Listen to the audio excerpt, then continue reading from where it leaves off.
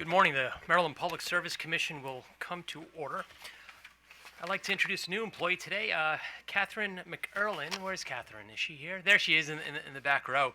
She is one of our new assistant staff counsels from the Illinois Commerce Commission, where she came with high recommendations. At the ICC, Catherine was the assistant to the executive director there, and she's worked on a wealth of projects for Chairman Shaheen at the time and the other commissioners, keeping them informed of all the cases, working on supplier diversity, working on electric vehicles, and a number of other items.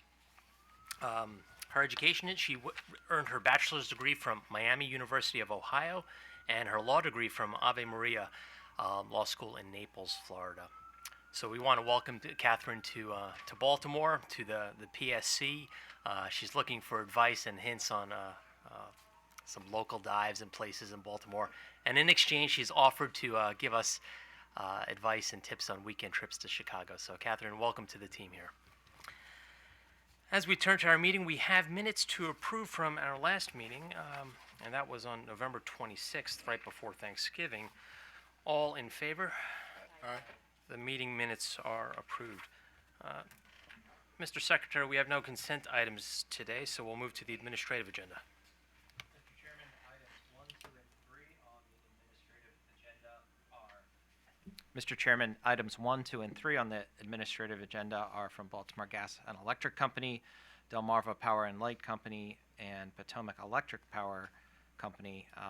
Each company proposes to make revisions to their electricity supplier coordination tariffs for suppliers to transfer price-responsive demand credits. Thank you, and I know we had Office of People's Counsel intervene in this matter, if they can approach, and we should have on deck WGL as well as the utilities.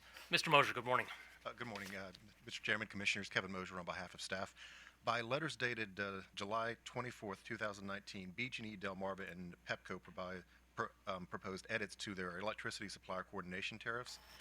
The utility programs in question are offered as part of the company's Empower Maryland portfolios to customers to earn bill credits by cycling their air conditioners and heat pumps.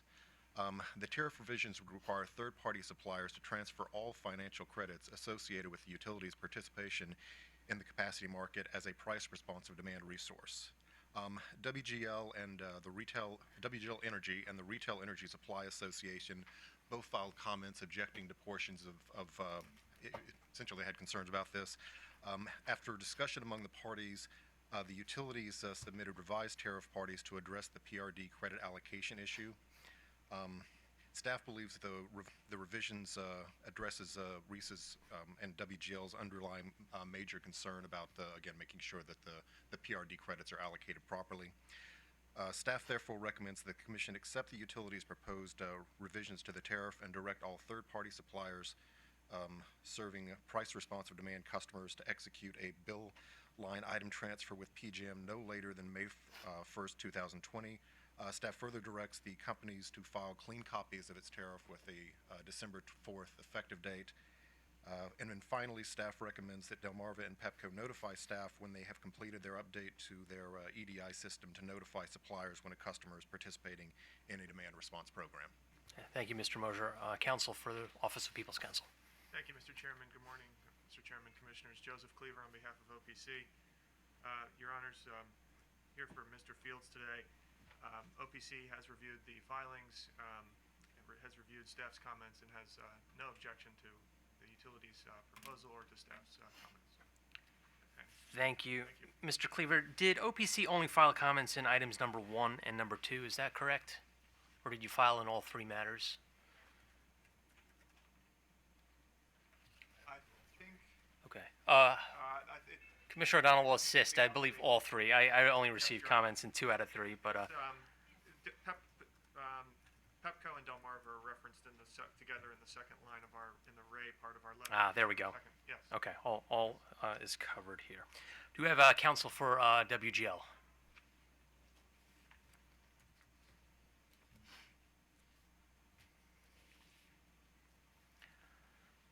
Morning, Chairman.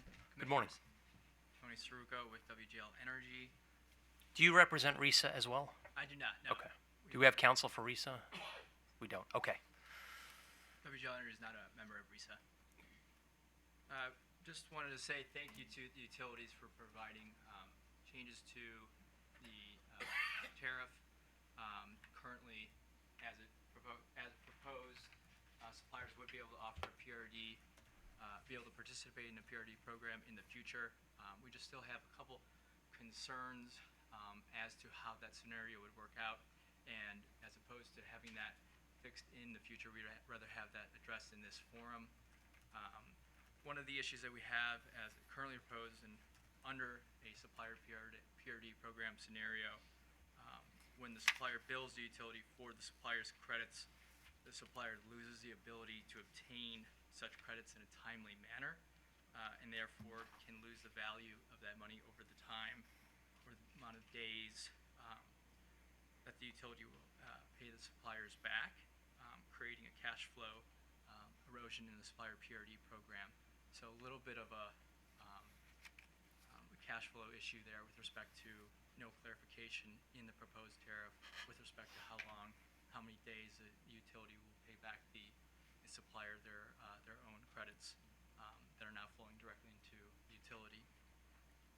And also, just to add, in the future, in the potential size of the PRD credit for a supplier's commercial load, is we're talking significant dollar amounts and could easily dwarf the residential PRD credit by, we're seeing by a factor of 10 or more, depending on the customer mix of a particular supplier.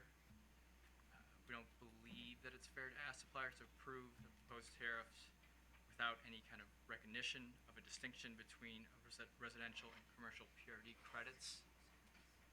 Again, we're just concerned about the significant dollar amount here and there being kind of a cash flow delay with respect to how long it may take for the utilities to pay the supplier's credits back to them. How long do you think it would take? Is this a matter of days or weeks or months? Don't know exact answer to that, but we're hoping as soon as possible. Okay. The last issue is we have concerns that under the proposed tariff, it may not make suppliers collateral neutral with PJM. The collateral dollar amount with PJM is based off the average weekly invoices to the utility. However, if suppliers no longer obtain the credit directly from PJM, these weekly invoices will increase since the credits will now flow into the utility PJM account and not the supplier PJM account. And so as a result, the collateral amount may increase and creating unintended financial risk to the supplier. Lastly, just for clarification, the OPC in its comments made the point that if a supplier bids an amount of capacity as a PRD resource, there will be a multi-year period before the relevant delivery period, during which there will be time to address PJM billing issues during that time. We believe that is correct. We're just concerned that under this scenario, that provision could encounter problems under the case of a supplier company merger or the acquisition of PRD customers. So these are just a couple issues we wanted to raise, and those are the concerns we had in our comments. Great. Thank you for explaining your position. Do the utilities on items 1, 2, or 3 wish to make any comments?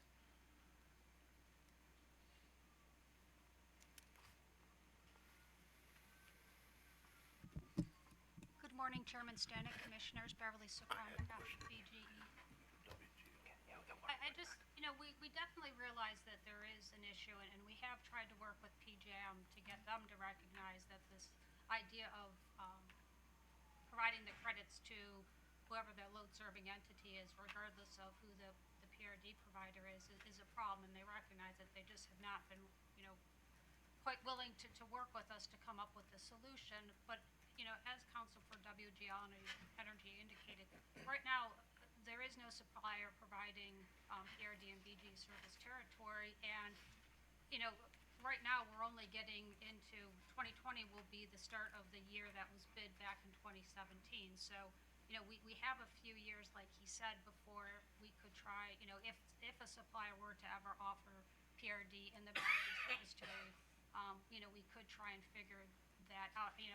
I have wondered if part of PJM's reluctance to deal with this is because there is an, exigent circumstance that they need to deal with, and that perhaps if we do have a supplier bidding it in, then they'll try and deal with it. But right now, we do believe, you basically have a choice of the utility getting all the credit or the supplier getting all the credits.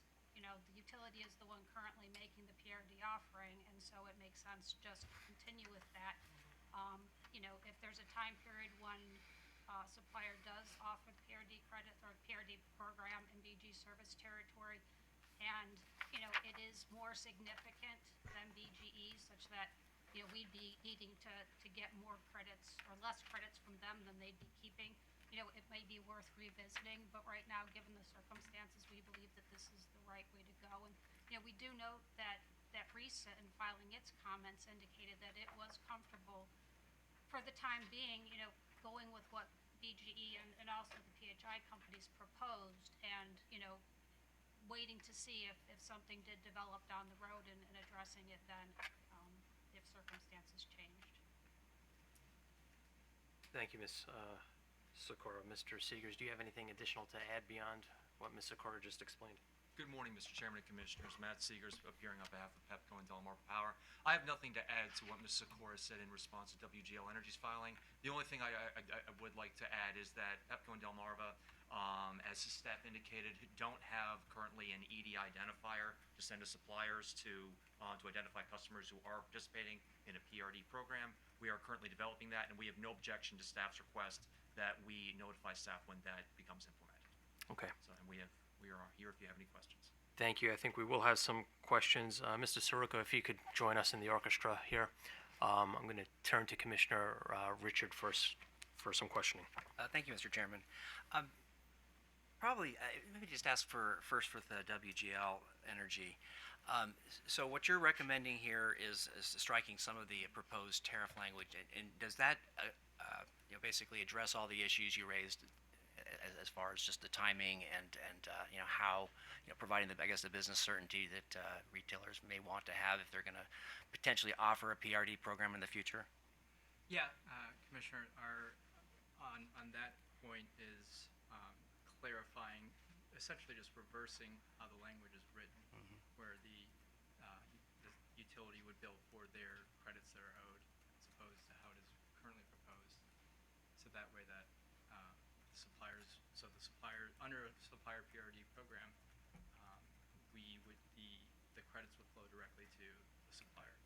But right now that's the opposite. And so we would be switching. Just so I understand the language, does it effectively, I think we're all agreeing that whoever offers the PRD program should receive the PRD credits.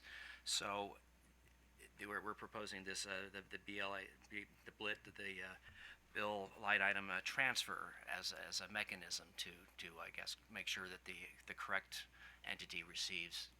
In this case, it would be the utilities. That the money that flows to the retail suppliers would then be in fact transferred to the utilities that are offering the PRD program. Under the current BLIT process, if the utilities operate is Okay. a PRD. And does your language, effectively just end the BLIT if a PRD program is offered by a retail supplier? Is that what happens? That's It would just discontinue the transfer at that point. So the money that's flowing currently to the retail suppliers would not be transferred if that retail supplier is offering a PRD program. Right. Is that how it would work? Because that would be the credits that would be owed to the suppliers. So that they would Okay. keep those credits, correct? Okay. Well, let me ask the utilities then. It seems to me would be placeholder language. I mean, at this point, it's theoretical whether or not retail suppliers are going to be offering a PRD program in the future. So, if we were to accept the WGL Energy language, it would have no impact Right today. Right. Utilities would be made whole for their PRD programs. But in the future, if a retail supplier does offer a PRD program, it would just discontinue those transfers. Presumably, since it's voluntary whether a customer joins a retail supplier, they would be signing up probably for that program, PRD programs. So doesn't that make it more efficient that the money would then just flow directly to the retail supplier, which is then the entity offering the PRD program? Not necessarily, because just because a customer signs up with a retail supplier to receive their commodity from that supplier doesn't mean that they are with that supplier for a PRD program. We currently have, I have no idea what the numbers are, but we do have customers that are with a retail supplier for their electricity commodity, but yet they are participants in BGE's PRD program. Well, right, but that's because there isn't a program being Right. offered by the Right. retail supplier. But the So- problem would be that if a retail supplier were to make an offering of a PRD program and have customers sign up, BGE would still also have, and PHI would still have customers in our PRD program, and all of our PRD credits would be going to the supplier. Unfortunately, because of the way PJM is doing things right now, somebody has, there's gonna be, they will only give all PRD credits for a territory to one party. It can be, it's, right now it's the LSC, which is why we're doing the billing line item transfer. If we were to do away with that when the supplier, if a supplier were to make a PRD offering, BGE would then have to bill the supplier, invoice the supplier to Yeah. get all of ours, and so all the same issues that WGL Energy is raising, that they would have to go through all the additional administrative, Well, we would have to do that as well. Okay, and I'm just trying to understand how this would Right. work. So would a customer that signs up with a retail supplier that offers a PRD program, would they be participating in both a PRD program with utility and with the retail supplier? No, they have to, they can only Okay, so they do would one. choose one. Right. So, And it's not, just because you're with a supplier for your commodity, that's a completely separate decision. I understand, but I mean, again, we're looking into the future. Right. What I'm hearing is the retail suppliers are concerned that, they may not have the business certainty to get into offer a PRD program if they don't know exactly how this is going to work or how the business model would work. So, and you're just, what I'm hearing the utilities is saying is, we'll take care of it in the future.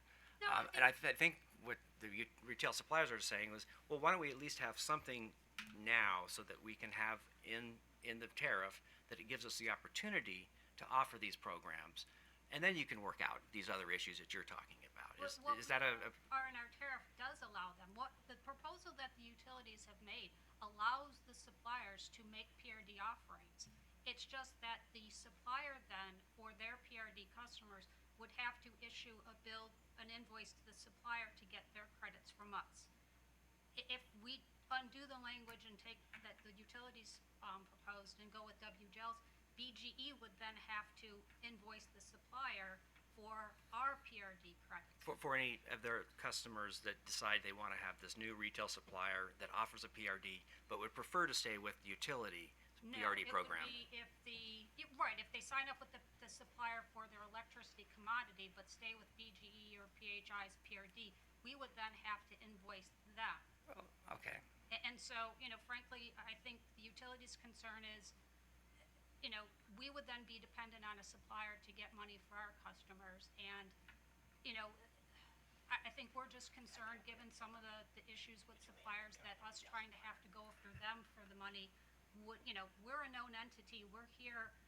If a supplier isn't getting their money from us quickly enough or in a timely manner, they can come to the commission and we can work this out. If the utilities are going after the suppliers, what if the supplier has gone out of business or has, something has happened, they're in a credit situation where we're having difficulty getting our money from them. I think just between the two parties, generally the utilities are gonna be the more consistent, more creditworthy, more stable. We're used to these kind of things. And so the process is so that, again, somebody's gonna have to invoice somebody to get their credits. It just seems like the more efficient process is to have the utilities get all the credits and then have the suppliers invoice us, as opposed to us having to invoice a supplier, hoping that the supplier's in business or has the Okay. money to pay us back. So All right. that's the concern. I don't have any other questions right now. Okay, thank you. Commissioner O'Donnell. Thank you, Mr. Chairman. Let me go to staff first. and then I'll come back to WGL. I think I'm surprised RISA is not here since they offered comments. I guess one reasonable interpretation of that is that they're no longer too concerned once the tariff revisions were made, or they would be here defending their interest as they often are. Maybe that's the case, maybe it's not. Maybe the bus broke down on the way over here for the attorney too. But isn't there time to fix problems that are hypothetically raised? Should suppliers start offering these programs? We have time to bring that back and address those real issues instead of hypothetical issues now. I believe so, yes. Okay, I wanted to make sure that that was the case, so we should have time to address issues as they arise, or at least we'll have a sense of what the program is, how it's gonna be offered, and then what that means. So I just wanted to clarify that, because I think you included that in your comments as well. And to clarify, RISA made a separate, a secondary filing saying that they, they still had concerns, but they didn't object, and they specifically stated they were not going to show up today. Okay, very good, thank you. Let me ask WGL, some of the delay issues. BG&E has an electronic data interface identifier system set up, right? Does that help alleviate some of your concern? That would be under the current, the utilities acting as a PRD resource. That would just notify the suppliers of which of the supplier customers are participating Right. In their peer-to-peer program, so that But we can make sure. you're asking for that, you want that information, and BG&E has it set up, right? Correct. We were trying to make sure that all the other two utilities, which have now confirmed that they are going to be setting that up. Right, and that's in their written comments, and Mr. Seegers gave it to us today verbally. So does that help alleviate some of your concerns? That was one of our concerns was addressed. So we appreciate that, and we're happy that that's going to be set up with all three utilities moving forward. So that should help with the. And you heard the question I just gave to staff. Won't we have time to address your concerns when they arise? And we'll know the nature of those concerns, whether or not they've materialized as you postulate, or maybe come to a better solution, because I don't hear a whole lot of solution offered here, just problems. Right, and so with these problems being raised, that's why we think it'd be appropriate to address this more so, and maybe whether it's a couple more working group calls, and in order to make sure that we're in a kind of clear path moving forward, and not just addressing this and changing the tariff Right. on the road in order to avoid any unintended consequences. So if we were to accept today staff's recommendation and OPC's endorsement of that recommendation, we still have time to fix any other problems that may materialize down the road should suppliers decide to start offering these programs. That's correct. Okay, thank you. Commissioner London. Thank you, Mr. Chairman. Commissioner O'Donnell actually beat me to it. So I was going to ask similar questions along the lines of, for WGL, along the lines of some of the reporting and dispute resolution concerns that they raised in their filing. But I think we just kind of covered it. So thank you. Thank you. Commissioner Herman. Just very briefly, Mr. Mosier, just to be crystal clear, RISA's filing where they said they were not going to attend because they did not oppose, they appreciated the changes that the utilities made, and they did not oppose the tariffs at this time. Is that correct? That is correct. Okay, thank you very much. Whenever possible, I think it's incumbent upon this commission to place incumbent utilities and retail suppliers on the same level playing field. However, it's persuasive to me that while the utilities are offering price responsive demand right now, we do not have the retail suppliers in a position to do so, and there are none on the horizon within the next year or two, or maybe longer than that. I would be receptive at such time to revisiting this, but at this right now, based on the way that the PJM mechanics work, somebody is going to one party will have to be invoicing the others. I think the utilities are in the better position right now to carry that function. When we do have a live controversy on filing before us at some point down the road, I am more than happy to revisit this to see if it would be better to put the retail supplier in that position. So at this point in time, I am supportive of the staff's position, and I'm glad the parties worked together. I know, Mr. Soroka, that you didn't get everything that you wanted through these negotiations, but at least from this commissioner's perspective, we're not foreclosing the ability for you to return at a later date when WGL Energy Services is poised to offer PRD to its customers. Do any commissioners wish to make a comment before I call for a motion? Commissioner Richard? Yeah, no, I would agree with what you just said. I also see the retail suppliers and utilities on an equal position here, and I'm pleased that there was some effort to work these issues out, and I thought WGL made a very compelling argument. I do wish, though, that we had heard from RISA as well to know whether or not this would be something that all the retail suppliers would benefit from. So I would just offer that in the future, that it'd be good to see kind of more unanimity, or at least a common argument being made by the retail industry. But again, I would go back to the concept: whoever is providing the PRD program should be receiving the PRD credit.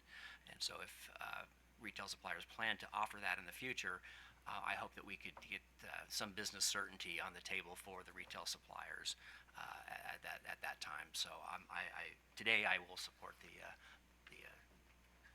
staff's recommendation. Just very briefly, Mr. Chairman, I agree with what my colleagues have said, and I would add one thing. WGL has raised the issue of concern regarding getting credits back in a timely fashion, which is cash. It's real money.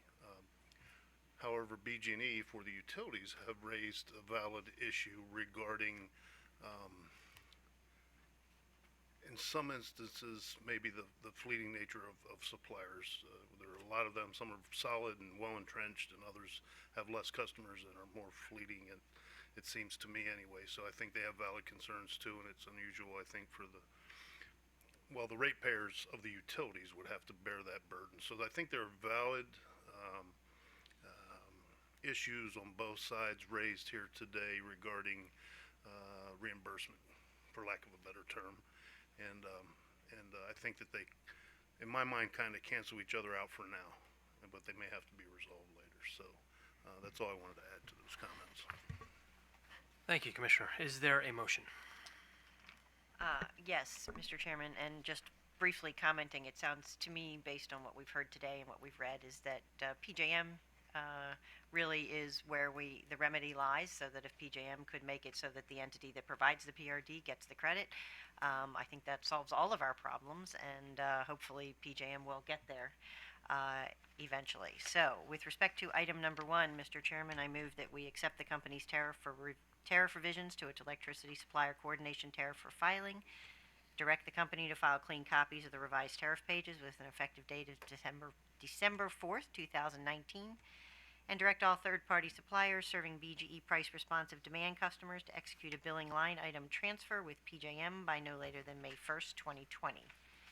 And with respect to items number 2 and 3 for Delmarva Power and Light and Potomac Electric Power Companies, I move that we accept the company's tariff revisions to their electricity supplier coordination tariffs for filing, direct the companies to file clean copies of the revised tariff pages with an effective date of December 4th, 2019, direct all third-party suppliers serving Delmarva Power and Light and Potomac Electric Power Company price-responsive demand customers to execute a billing line item transfer with PJM by no later than May 1st, 2020, and direct the companies to notify staff when they have completed the update to their system to notify suppliers when a customer is participating in a demand response program.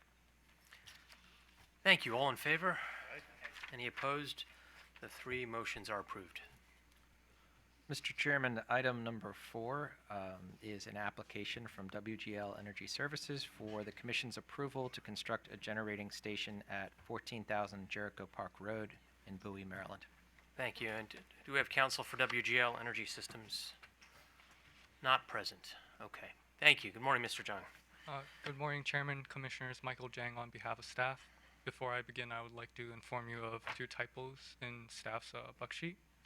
On the first page, under description of application, the first sentence, WGL Energy Services, Inc. should be replaced with WGL Energy Systems, Inc.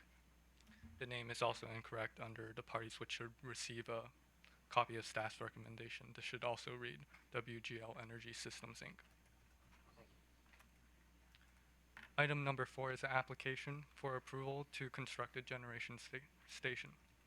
WGL Energy Systems, Inc. filed this application on October 15, 2019. The company is requesting approval to construct a generation station for a planned 2.464 megawatt generation facility. This generation station uses solar energy and has a construction start date in December 2019. The generation station will be installed at Bowie State University, and the university will purchase the electricity generated from this facility. The company presented a check in the amount of $24,020 to the commission, and according to the company, this represents 1% of the installed project costs. Staff has reviewed the application and concluded that WGL satisfies the requirements to construct the generation station under Public Utility Articles 7.7-207.1. Staff recommends that the Commission approve the application and direct the applicant to notify the Commission in writing 2 weeks before operation. If the company demonstrates before April 15th, 2021, that is fully authorized to commence construction, the Commission shall refund the deposit less reasonable administrative charges. Thank you. Is there any person that wishes to speak to this item?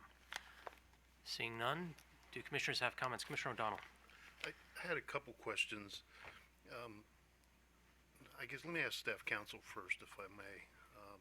Does staff counsel feel that it's important for the commission to affirmatively move that we grant a waiver of the CPCN process?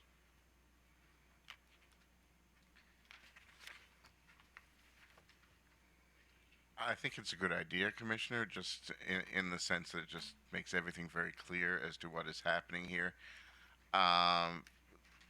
Strictly speaking, the statute says the commission approval is required for a project of this nature.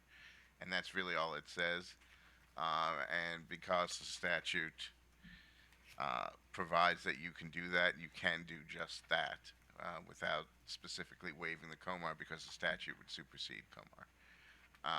But that said, you also have the COMAR provisions in effect, and it does not hurt to explicitly waive them either, and it gives you belt and suspenders.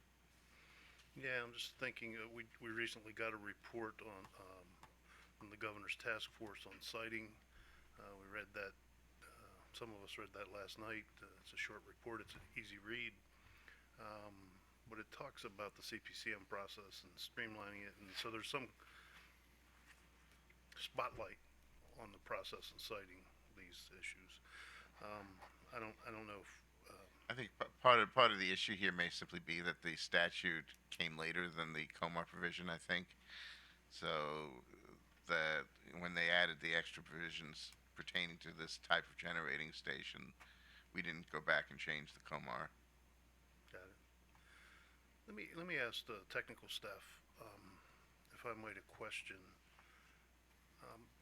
So the CPCM process normally would take into account viewshed issues and, you know, a whole litany of things that may be of interest to the public, afforestation, a whole lot of other things. Were any of those questions asked, if not in the CPCM process, at least at some level? Do you know about this project? Or I'm thinking of the citizens who live in Bowie who may be near this area, who may have concerns about this. I am not sure, but I can definitely ask. Kevin Mosier of staff, the answer would be no on that.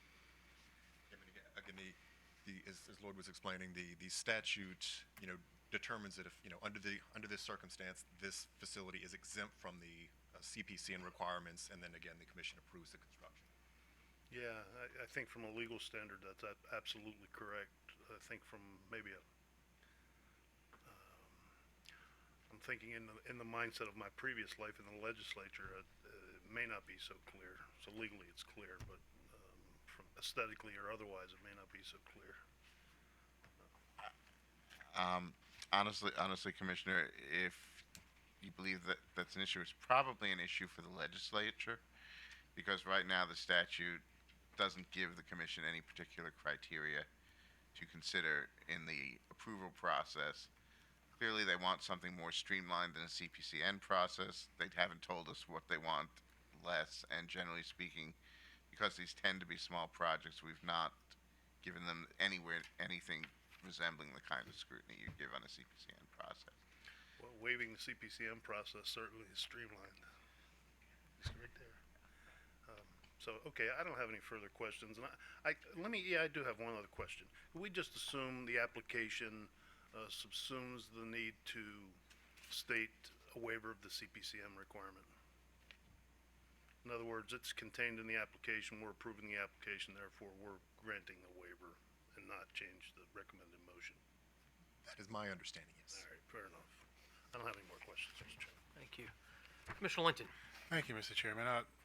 So we sent a letter, and this may build to some extent off of Commissioner O'Donnell's earlier question. On October 16th, we sent a letter back to WGL Energy Systems directing them to provide notice to municipal corporation, county government, General Assembly members, etc. Do we know if they received any response from any of them? I have not heard back from the company stating that they heard any response back regarding those. And that includes the county governments as well? Yes. But we do know that they've confirmed that they did send out the notification Yes. to them. Okay. All right. Thank you.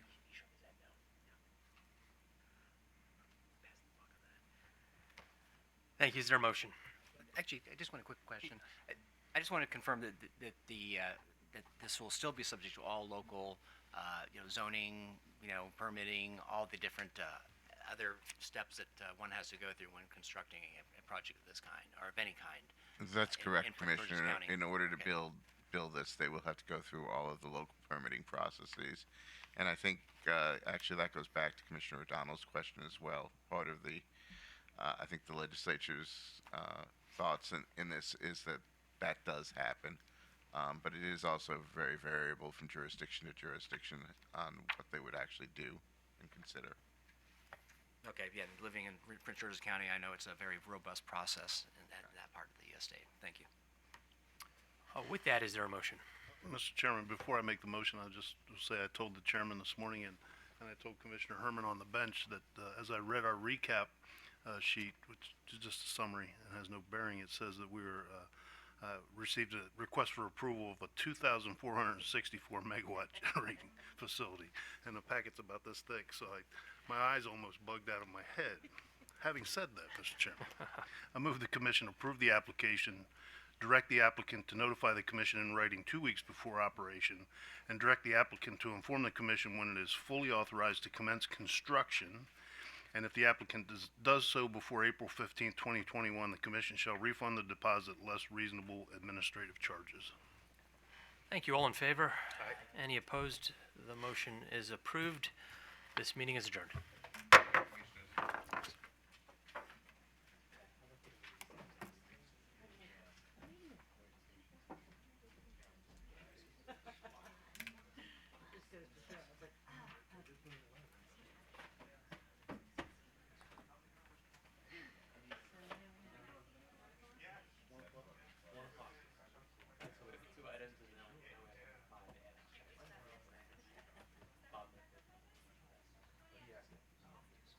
Oh, good.